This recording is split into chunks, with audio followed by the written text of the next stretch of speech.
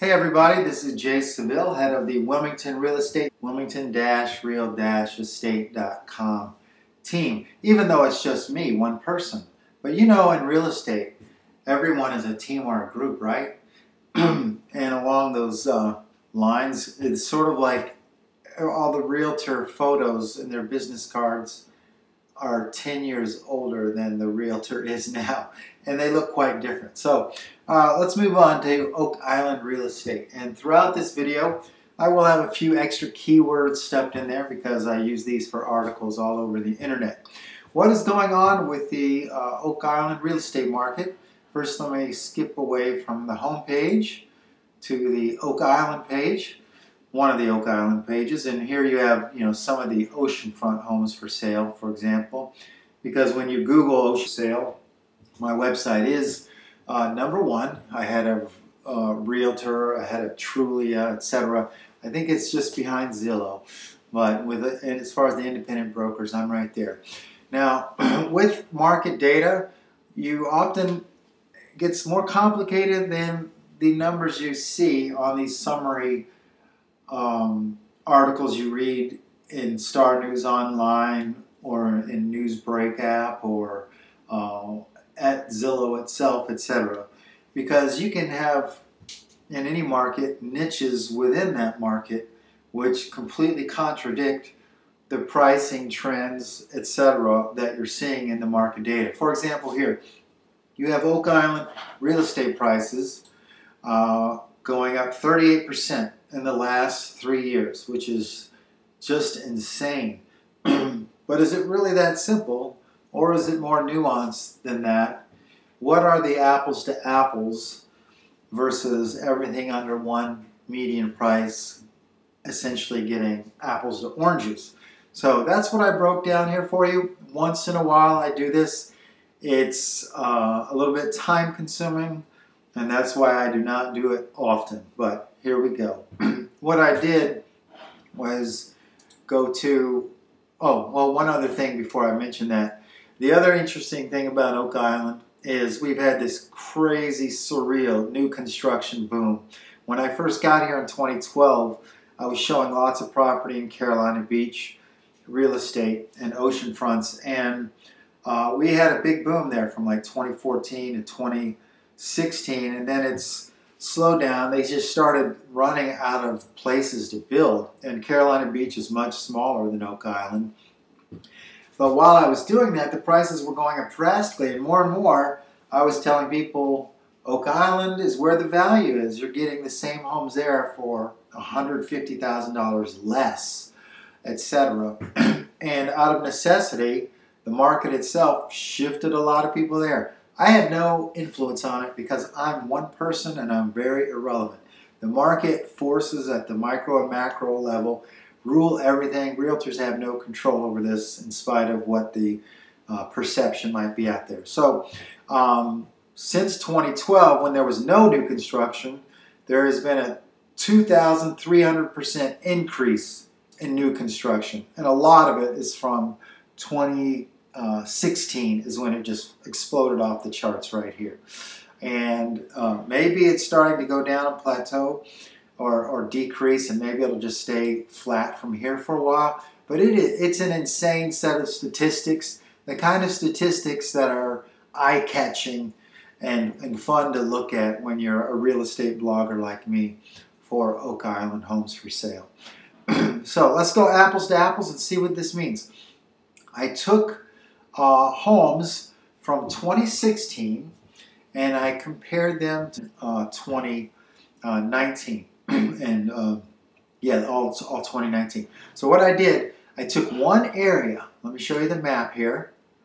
I took a little section of Oak Island, a rectangle off of Middleton or crossing Middleton in the central area there, because we want apples to apples. We want the same homes in the same area that are the same style and the same square footage, etc. So here I am from 4th Street Northwest across to 10th Street Northeast, between Yacht and East Oakland, Oak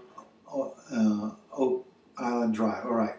And then what I did, I made sure that these were older homes. So these are built in the, let's see, I'm looking for my closing dates. Here we go.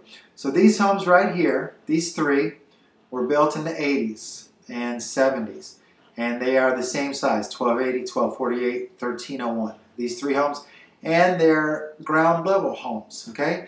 And then I found homes that closed recently in last year, like September 19, February 19, October 19. And these homes are the same size, 1390, 1264, 1245. And they are also built in the 80s, 83, 85, 87. Also ground floor levels. And what did I find? What is the pricing trend there?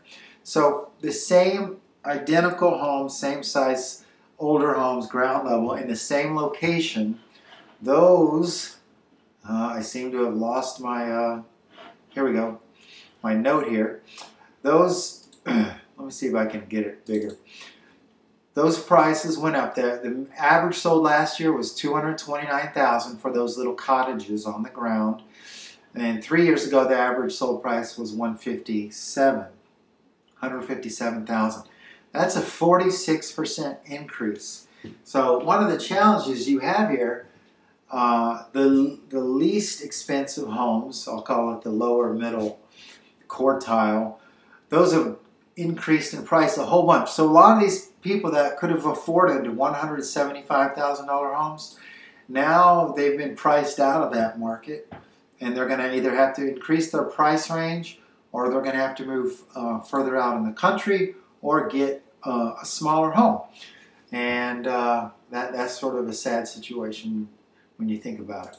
Now, what happened though with new construction? Because when we look at that crazy chart over here of homes since 2016, there's probably been an increase of, like 1,800% of new construction homes. The number of new construction homes just skyrocketed here. How have those prices been impacted, and how did I pick out those statistics? Well, right here, these are homes built in 2016, 1,400 square feet, 1,400 square feet, 1,422 square feet. And those are right here closing around $250,000. Hop over here to 2019, same size homes, almost all in the 1,400s, on pilings. Well, these homes are on pilings, these homes are on pilings. And you get a lot of these homes closing for $350,000 and $330,000. What are the specs of it? The new constructions in 2017 and 16 on pilings were closing for $251,000, whereas in 2019 they were closing for $356,000. And that represents a 38% increase in the cost of new construction homes currently versus 3 years ago. So I remember selling some of these homes several years ago. I even forgot the first name, and probably I should not say the last name. And I tell them, you bought just in the nick of time, because the home they bought is worth a lot more now. Last year I sold a second row Oak Island home for $370,000, and she's using it as a vacation rental, and already it's worth at least $425,000. Pretty weird. So for folks that are waiting to buy, if you're out of town, you might consider buying now and renting it out. We have high rents. This way you don't get priced out of the market. And do I think it's going to keep going up like that? Not necessarily. In fact, personally, I sort of wish it would flatten out a bit and just be stable and just go up a couple percent each year. But who am I? I have no say in the market, etc. I just know from working with a lot of folks that it's getting harder and harder to afford the home you want in Oak Island. And the new construction boom, there are still a zillion old houses which are not well maintained in Oak Island, meaning there's untold number of lots for builders to build new homes on if they can buy out these old properties and take something not very attractive and put something shiny and new on it. That does bother a lot of folks. that these new homes are being built. At the same time, some people feel that I'd rather look at a brand new home than one that's dilapidated. However, I think we all agree on we do not want to change the feel of Oak Island as far as the downtown retail sector and all these charming, independent, eclectic businesses that have been around for a while. We want to keep them all independent and unique to our local area. And we also want to keep our ocean views, and we don't want giant mansions blocking the views for other people who have been around a long time. Hopefully a lot of these cottages, these oceanfront cottages at Oak Island, will stick around and be renovated and maintained. And in fact, that brings up an interesting subject. Should there be zoning or regulations where homes built before 1970 have to maintain their footprint? They cannot be added onto, then rather they'll just have to be renovated and stay as they are to preserve the nature and the look of Oak Island. That's a huge topic, and I had not really even considered that. That was spontaneous and came to my mind as this video was going. So I'm not pushing that or not pushing it. I'm just saying that's a legitimate conversation to have. Preservation. Normally you think of preservation as being a historic district issue downtown Wilmington. Well, what about beach preservation? What about all these cottages on North Topsail Beach, Surf City, Carolina Beach, Oak Island, Holden Beach? I work all of these beaches, by the way. I close deals on all of these beaches each year. And that's an interesting subject to think about, of whether these localities would want to have something sort of in place to maintain their cottages and the look of their beach to a large degree. And I'll just leave it at that. I'm going to do another video on that, actually. So there you go, Oak Island in depth. That's what's going on, and I look forward to hearing from you, whether you want to buy or sell a home. Bye-bye.